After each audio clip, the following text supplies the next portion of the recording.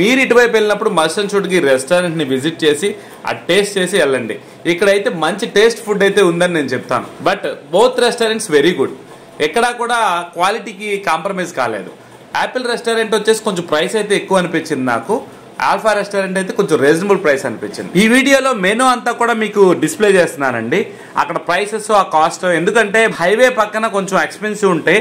అలాగే ఈ రెస్టారెంట్ లో కూడా కొంచెం అనుకున్నాను కానీ but when compared to highway restaurants తో పోలిస్తే యాపిల్ రెస్టారెంట్ వెరీ గుడ్.